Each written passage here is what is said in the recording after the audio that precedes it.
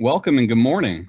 I'm so glad you could all join us this morning on Zoom for the St. Louis Regional Chamber's Missouri Public Affairs Network meeting with Missouri State Auditor Nicole Galloway.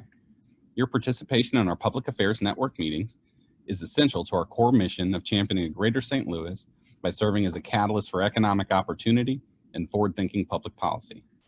I'm Austin Walker, Vice President of Public Policy at the St. Louis Regional Chamber. Today, I'm very excited to have State Auditor Galloway on our briefing to hear about her work as State Auditor and her vision for the future of Missouri. I'd like to thank Auditor Galloway for her continued support of the St. Louis region and for taking the time to join our virtual meeting this morning. If you have a question you'd like answered by our speaker, please use the chat in Zoom and we'll do our best to get to your questions. Closed captioning is also provided during these briefings, so feel free to use that feature as well. Before we get started, I'd like to take this time to thank the St. Louis Regional Chamber's 2020 policy sponsors. Their contributions support all of our policy programming throughout the year. Now, I'll pass the baton to a policy champion sponsor and the Missouri Public Affairs Network Chairperson, Christine Page. Christine is the Director of Government and External Affairs for Missouri American Water.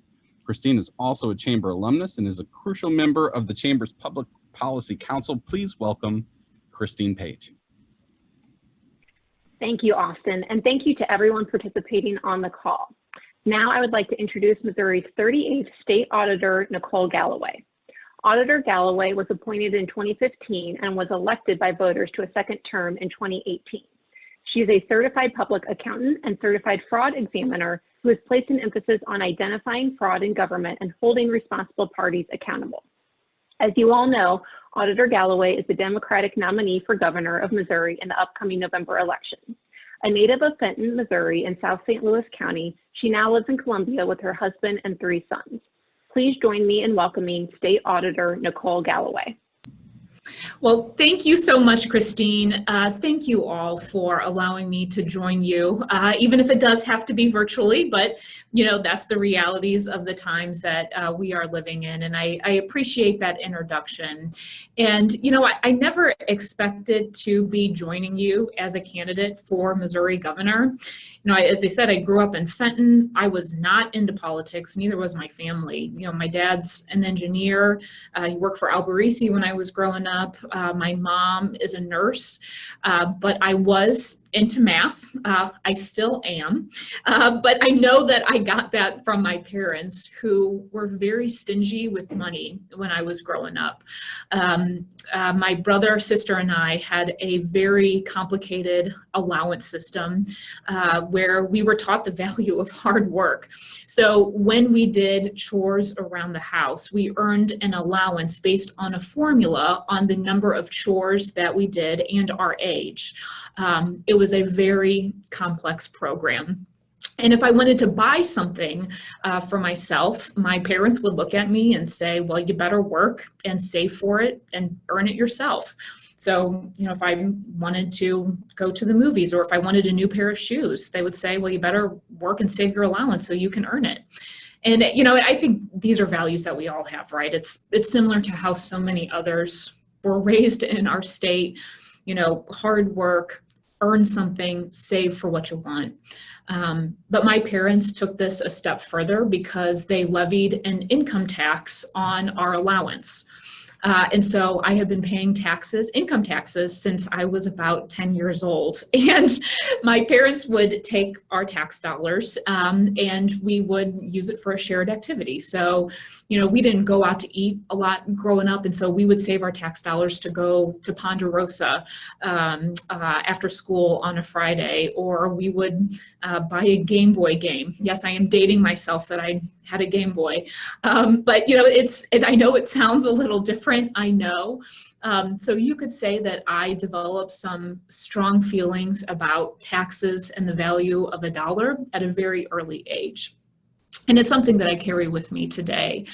You know, I went to college in Rolla. I have degrees in applied mathematics and economics. Later, I went to Mizzou for my MBA, and I became a CPA and a certified fraud examiner.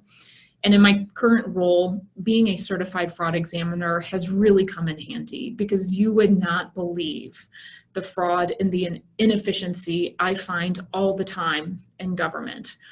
You know, Public service is an honor and it's a privilege. And I've seen corrupt public officials abuse that privilege.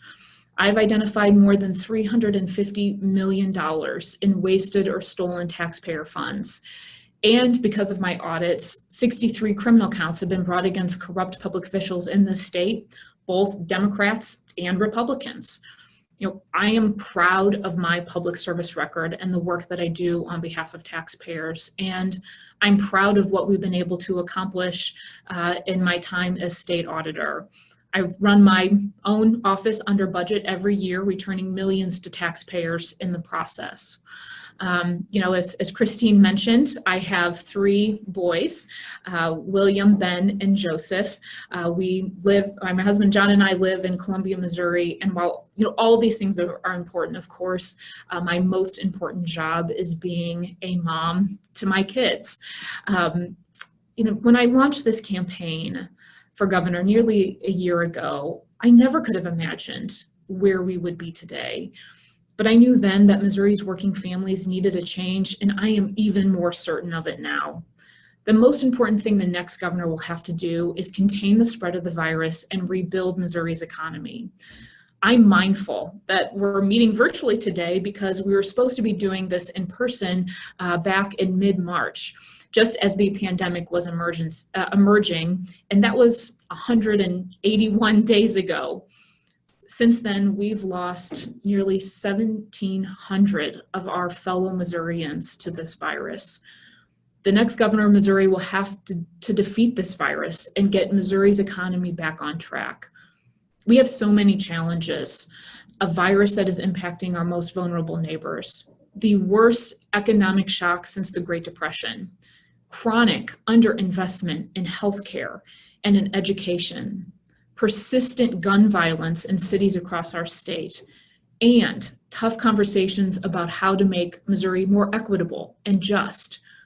None of these things can be sidelined in favor of focusing on just one thing because these problems are interconnected. If we fail to get the economic crisis that is devastating budgets at every level under control, we won't be able to deal with any of these other issues effectively. We're not going to get our economy back on track, get our schools fully reopened for in-person learning, get back to business or stabilize budgets to deal with all these other priorities until we control and contain the spread of the coronavirus. My priorities are healthcare and recovery. I share those priorities with millions of working families in the state of Missouri who are today struggling with the fallout from this pandemic. Missouri needs action and leadership to fight COVID-19. The current strategy isn't working. Cases continue to be significantly higher than they were in the spring. School districts across the state are delaying their reopenings and returning to online school. A full economic recovery is threatened by this recent surge in infections that we're feeling in every part of our state. As governor, I'll be more engaged and bring a greater sense of urgency to this crisis. I'll issue a statewide mask rule. I'll engage our local governments to get CARES Act money flowing where it needs to so we can increase testing and contact tracing. I'll develop data-driven uniform guidance for local school districts on learning models and how they can safely return to in-person school.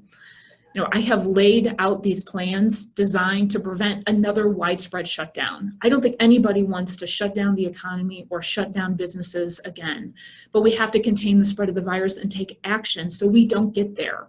Defeating this virus should not mean shuttering businesses. It should not mean closing schools. It should not mean lost wages. But simply continuing on our current course risks going backwards. When it comes to healthcare, I'm putting forward my plans for lowering costs and expanding access. We know that Missourians want healthcare that is affordable and accessible. In August, Missouri voters made Missouri the 38th state to expand Medicaid.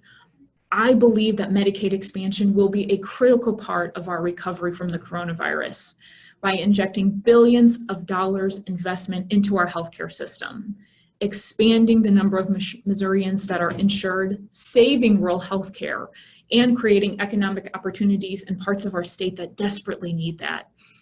While Medicaid expansion has addressed some of the gaps in insurance coverage, many Missourians get health care for their families through the insurance they get at work, through the private insurance market. And for those working families, the cost of insurance premiums and deductibles are on the rise, and they have been for years. I think we all know that. And so that impacts these workers, but it also impacts the employers.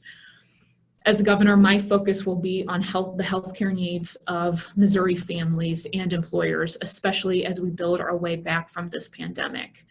It makes sense not just from a health standpoint, but also from an economic standpoint. It's not good enough just to go back to where we were on the eve of this crisis, because where we were wasn't good enough for too many of our fellow Missourians. As your state auditor, I've never settled for things just being the way they are. As a mom, I don't settle when it comes to my kids. And as governor, I won't settle either. Thank you for having me today. I really appreciate the opportunity to visit with you and look forward to addressing some of your questions. Thank you, Auditor Galloway. We really appreciated hearing from you. And I do have some questions that were submitted to me ahead of time. And I believe that there are some other questions that we might get as we go through this dialogue that I'll try to get to you as well before we run out of time. The Regional Chamber's priorities center around economic development, workforce development, and transportation and infrastructure. I know you mentioned healthcare and the recovery as two of your top priorities. You expanded on that, Medicaid expansion, what that looks like. As you're thinking about the short-term recovery and then also the longer-term economic opportunities in our state, what are some of the policies that you see as top of your list? Yeah, I mean, look, I think we have to face the reality of where we are right now and where we will be for the foreseeable future. And as I discussed, everything your organization advocates for is threatened if we don't contain the virus and stabilize our economy and therefore stabilize state and local budgets. Right now, state and local budgets are being significantly impacted by the economic fallout of the coronavirus. And so we're not even having a conversation on infrastructure development and what we can do because those funds aren't there. And so my top priority in dealing with my top priority is dealing with this health emergency and the economic fallout from it. I also believe that Medicaid expansion can be a key part of our economic development strategy, because not only does Medicaid expansion provide health insurance for over 250,000 working people. It's also estimated to create 16,000 jobs per year for the first 5 years. And these are good paying jobs, some directly engaged in the healthcare industry, but also those that are ancillary to the healthcare industry. And so, we can see economic development widespread with the $1 billion of investment that's going to be coming into our state. I also think that, for parts of our state that desperately need jobs, for folks that for communities, let me say it this way, for communities that will be able to have benefits from health insurance, we also need to make sure that there's workforce development benefits to that as well, that we're engaging and assessing the job training needs of implementing Medicaid expansion and investing and ensuring that we're expanding our workforce as part of that economic development strategy. Thank you for that. As you know, St. Louis is a region led by many elected officials, business leaders, and community partners. How do you plan to work with those regional partners as governor?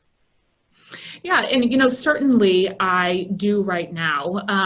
As you know, I grew up in St. Louis. I am from St. Louis, and so I'm well aware of St. Louis's political structure, and I think St. Louis should be recognized as the leader that it can be and that it is. This is a critical economic engine for the state of Missouri, and you need Jefferson City to be more focused on your needs than they are currently.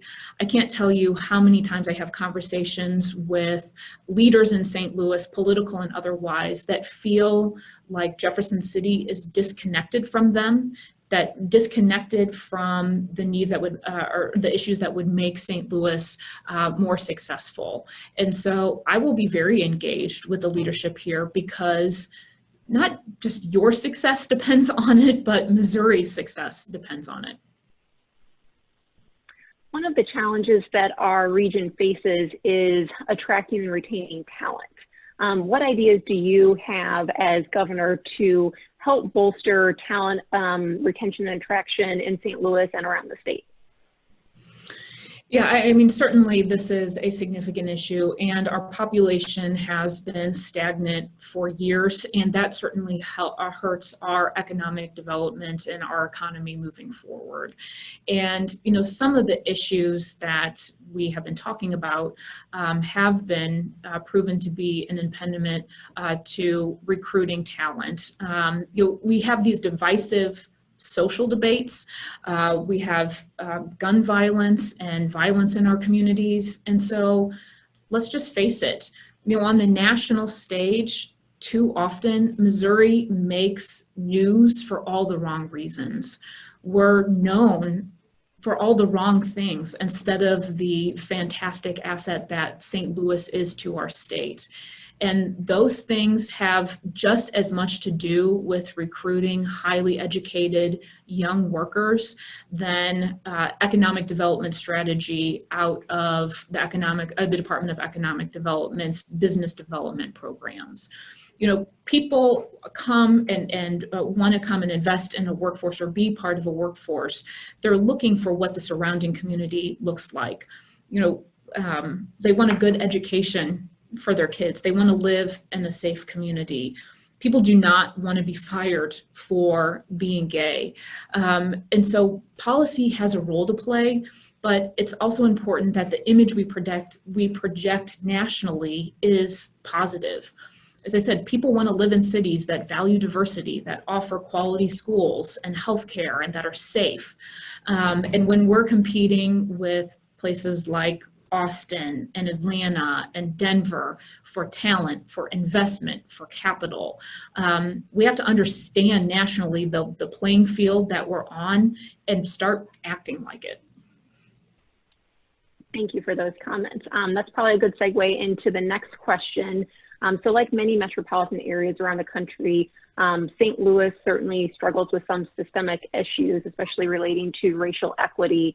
What could the state do to help maintain and grow small businesses, especially minority-owned businesses, and just increasing opportunities overall for you know, St. Louisans of all backgrounds?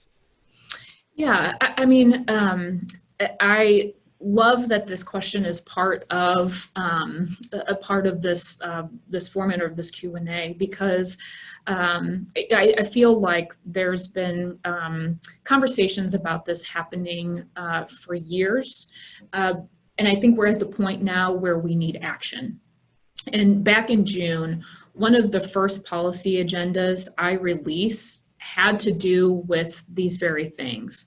I detailed a new approach on criminal justice reform, centered on increasing oversight, accountability, and transparency, because there is a breakdown of trust between law enforcement and the communities they serve and are sworn to serve and protect. And we cannot continue to bring down crime rates if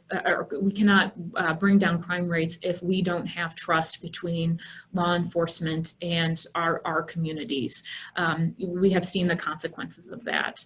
And my plan includes rethinking some of our economic development programs to put more emphasis on investing in minority communities and businesses.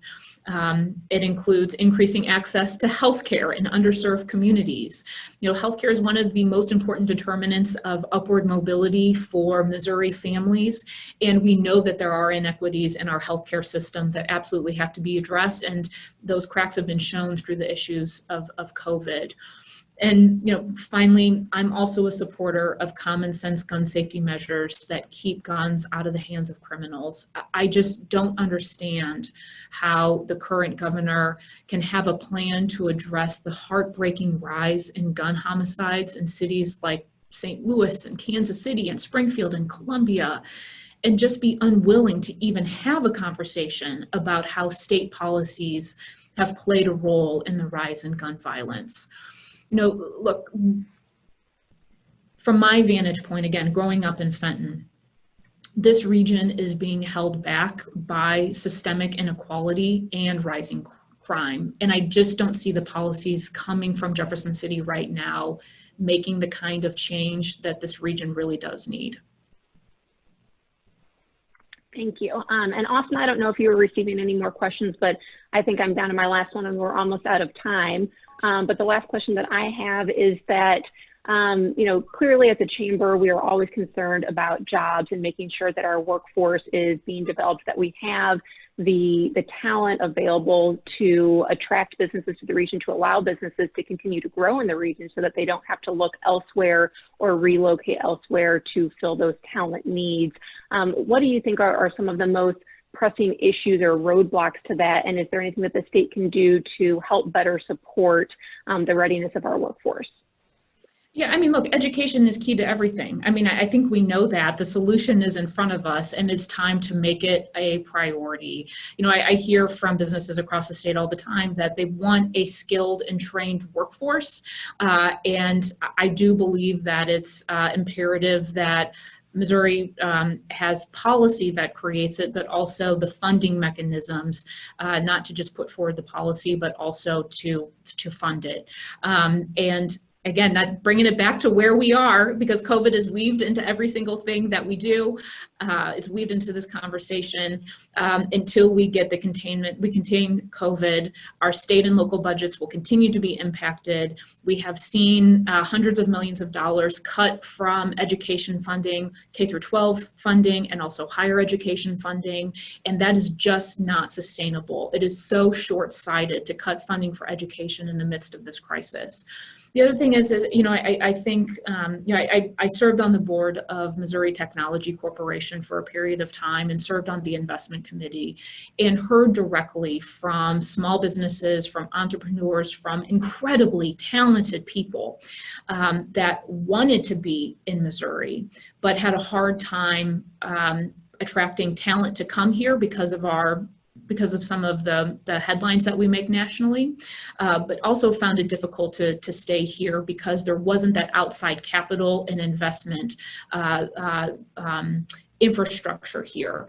I do believe in MTC. It's a public-private partnership that helps invest and create small businesses that are then ingrained here in the state of Missouri, attracting new talent and exciting opportunities.